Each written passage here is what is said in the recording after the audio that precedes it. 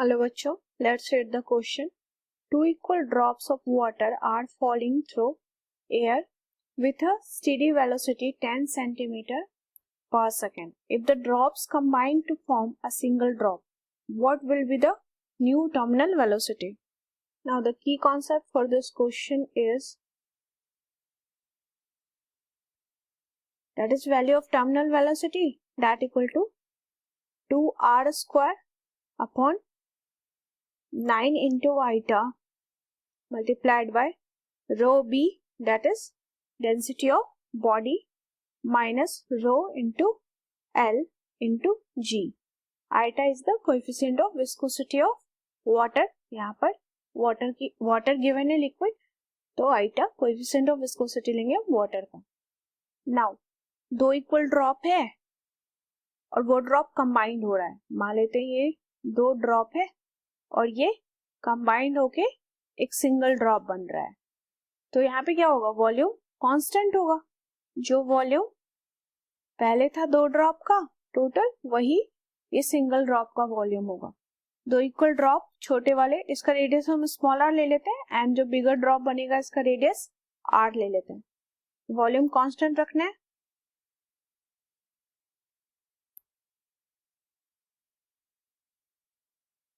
दो छोटे ड्रॉप है, उसका वॉल्यूम तो 2 into volume of one drop, that is 4/3 pi r cube, that equal to bigger drop 4/3 pi capital R cube, bigger drop का volume.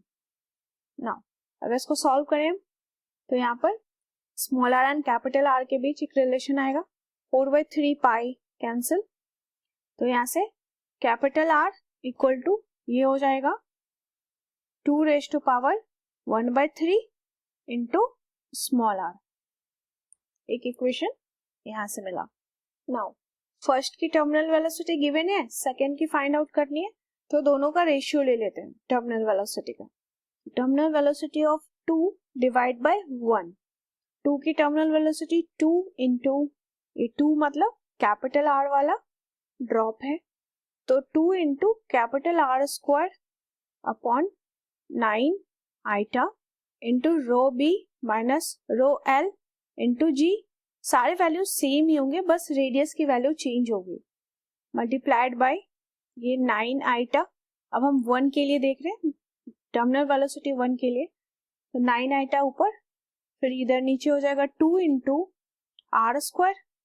Are की value it is small R का square, small R square into rho B minus rho L into G. तो यहां से सारे values cancel out हो जाएंगे. सिर्फ टर्मिनल वेलोसिटी जो है रेडियस के प्रोपोर्शनल होगा, that is v2 by v1, bigger drop का terminal velocity divide by smaller drop का terminal velocity, that equal to capital R square. अब हम इक्वेशन 1 यूज करेंगे, कैपिटल R की वैल्यू रख देंगे. कैपिटल R की जगह हो जाएगा दैट इज 2⁻³ 1/3 इंटू R इसका whole square divide by small r square, तो that equal to 2⁻² into small r square divide by small r square. Small r square से small r cancel, that is v2 equal to v1 into 2 पे power 2/3, that equal to v1 की value given है 10 centimetre पर second, तो 10 into 2 पे power 2/3, तो v2 equal to solve करेंगे तो ये वैल्यू हो जाएगी 15.88 सेंटीमीटर पर सेकेंड. क्योंकि जो गिवन वैल्यू है यहाँ पे फर्स्ट टर्मिनल वेलोसिटी v1 ये भी 10 सेंटीमीटर पर सेकेंड में, तो v1 भी सेंटीमीटर पर सेकेंड में था, तो v2 भी सेंटीमीटर पर सेकेंड में आ गया. क्वेश्चन में की कॉन्सेप्ट में हमने टर्मिनल वेलोसिटी का फॉर्मूला यूज किया है.